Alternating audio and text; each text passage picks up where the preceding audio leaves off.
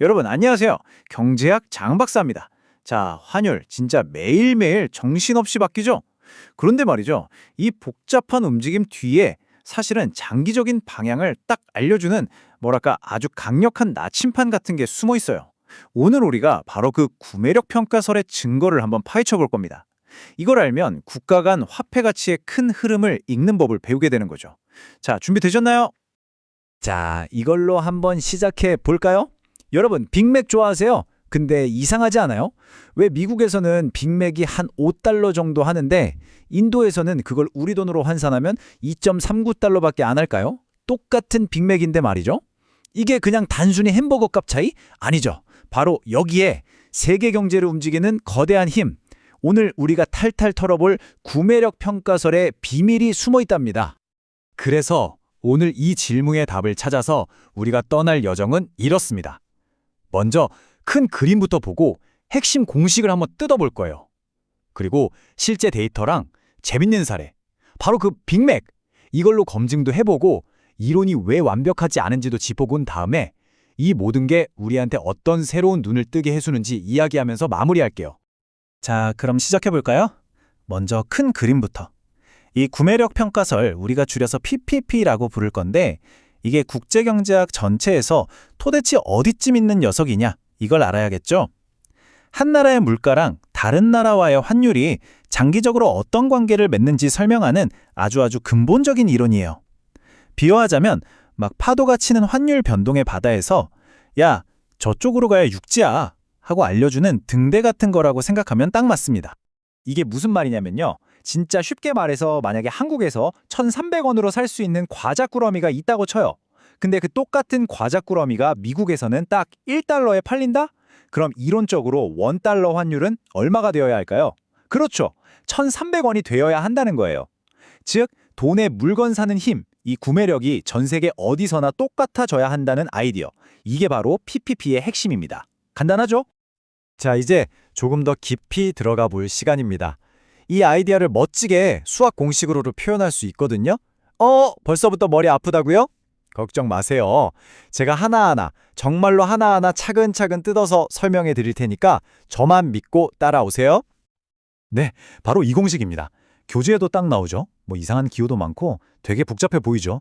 근데 핵심 아이디어는 진짜 간단해요. 이 공식이 말하는 건 딱 하나. 환율이 얼마나 변하는지는 두 나라 물가 상승률의 차이와 같다. 바로 이겁니다. 자, 그럼 이 기호들이 각각 뭘 의미하는지 우리 한번 탐정처럼 펼쳐볼까요? 박사님, 너무 어려워요. 좀 더 쉽게 설명해 주세요. 아, 좋은 질문이에요. 자, 이 공식을 말로 풀어보면 이렇습니다. 상대적 구매력 평가설이라는 건 환율이 변하는 속도가 우리나라 물가 오르는 속도랑 외국 물가 오르는 속도의 차이와 같다는 거예요. 더 쉽게 말해볼까요? 우리나라 물가가 미국보다 막 더 빨리 올라요. 그럼 어떻게 될까요? 장기적으로 보면 우리나라 돈의 가치는 그만큼 떨어져야 한다는 아주 상식적이고 직관적인 이야기입니다.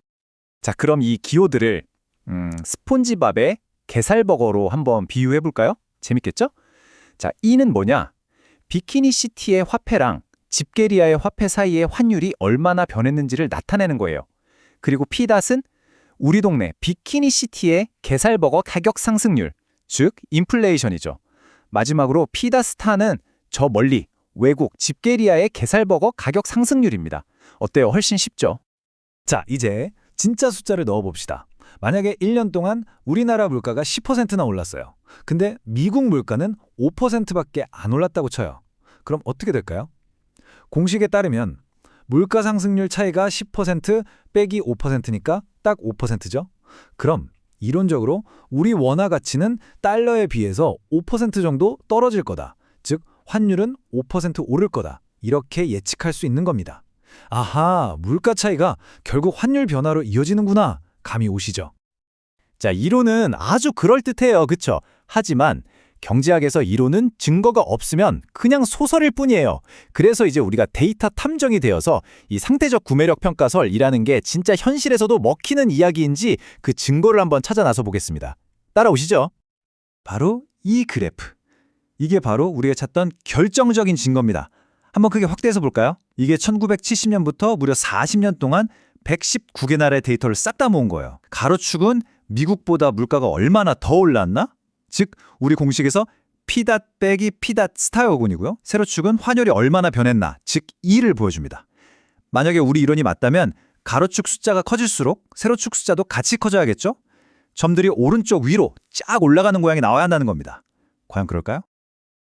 박사님, 진짜 점들이 오른쪽 위로 올라가는 것 같아요. 맞아요. 예리한데 보시다시피 데이터는 아주 명확한 양의 관계를 보여줍니다. 미국보다 물가 상승률이 높은 나라일수록 통화 가치가 떨어지는 경향이 아주 뚜렷하게 나타나죠. 점들이 전체적으로 오른쪽 위를 향하는 직선을 따라 분포하고 있잖아요. 사실 이 점들을 분석해서 추세선을 그려보면 그 기울기가 약 1.041이 나와요. 이론적으로 완벽하면 기울기가 딱 1이 되어야 하는데 1.041이면 와, 이거는 이론이 현실을 거의 정확하게 설명한다는 아주 강력한 증거라고 할 수 있죠. 대단하죠? 좋아요. 데이터는 우리 이론의 손을 들어줬습니다. 그럼 이제 좀 더 우리 생활과 가까운 아주 재미있는 도구로 이 미스테리를 한번 파헤쳐 볼까요? 경제학자들이 진짜 재치 있는 방법을 쓰거든요. 바로 전 세계 어디서나 똑같이 파는 그 유명한 빅맥 햄버거를 이용하는 겁니다. 자, 이제 우리는 빅맥 탐정이 되어서 수사를 시작할 겁니다. 우리의 유일한 단서는 바로 이 빅맥의 가격이에요. 영국의 유명한 경제 주간지 이코노미스트에서 이 빅맥 가격을 이용해서 각 나라의 돈이 비싼 편인지 싼 편인지, 즉 고평가됐는지 저평가됐는지를 알려주는 빅맥 지수라는 걸 매년 발표해요. 진짜 기발하지 않나요? 자, 바로 이 표가 그 유명한 빅맥 지수입니다. 한번 자세히 들여다볼까요? 이 표는 각 나라의 빅맥 가격으로 계산해본 이론적인 적정 환율이랑 실제 시장에서 거래되는 환율을 비교해서 지금 통화가 제값을 받고 있는지 아닌지를 보여주는 거예요. 와, 되게 흥미로운 나라들이 몇 군데 보이는데요? 우리 한번 같이 찾아보죠. 와, 여기 터키 한번 보세요. 숫자가 무려 마이너스 53.6%라고 나와 있습니다. 이게 도대체 무슨 뜻일까요? 이건 말이죠. 빅맥 가격만 놓고 보면 터키 리라화의 가치가 그 당시 미국 달러에 비해서 53.6%나 싸게 거래되고 있다는 아주 강력한 신호예요. 다시 말해, 빅맥의 눈으로 보면 터키 돈의 가치가 너무너무 싸다 이 말입니다. 다른 나라도 한번 볼까요? 자, 스위스는 플러스 20.3%네요. 이건 고평가됐다는 뜻인데 스위스 프랑의 가치가 빅맥 기준으로 봤을 때는 너무 비싸다는 의미죠. 반면에 우리 대한민국은 어떨까요? 여기 보면 마이너스 13.4%로 저평가되어 있다고 나오네요. 물론 이 빅맥 지수 하나만 가지고 모든 걸 판단할 수는 없어요. 하지만 이렇게 전 세계 통화 가치의 방향성을 쉽고 재밌게 짐작해 볼 수 있다는 점에서 정말 훌륭한 도구라고 할 수 있습니다. 박사님, 질문 있습니다. 이론도 그렇듯하고 데이터도 어느 정도 맞는데 왜 현실에서는 빅맥 지수처럼 딱 들어맞지가 않는 건가요? 와, 정말 좋은 질문이에요. 바로 그겁니다. 이론은 세상을 이해하기 쉽게 만든 지도 같은 거라서 실제 지형의 모든 울퉁불퉁함, 모든 복잡함을 다 담지는 못하거든요. 그 이유들 지금부터 하나씩 살펴보죠. 이론과 현실이 다른 데에는 몇 가지 아주 중요한 이유가 있어요. 첫째, 미용실 가서 머리 자르는 거나 집값처럼 나라 간의 거래가 안 되는 비교역제라는 게 존재하죠.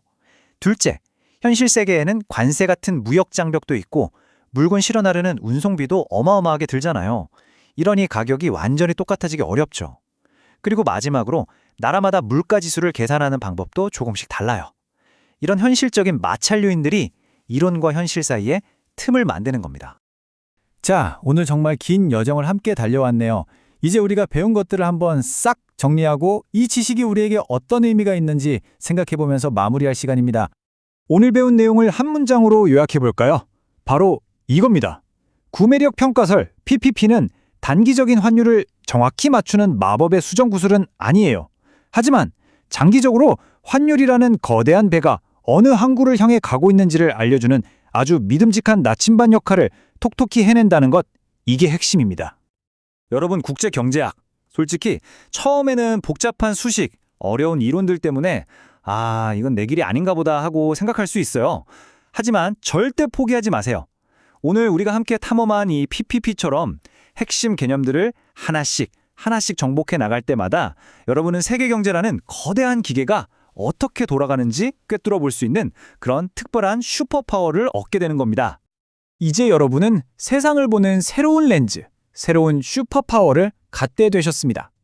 앞으로 뉴스를 볼 때 그냥 지나치지 말고 저 나라 물가가 저렇게 오르면 장기적으로 저 나라 돈의 가치는 어떻게 될까? 하고 스스로에게 질문을 던져보세요. 단순한 숫자 너머에 숨겨진 거대한 경제의 힘을 읽어내는 것, 그것이 바로 오늘 우리가 얻은 진짜 힘입니다. 오늘 정말 수고 많으셨습니다.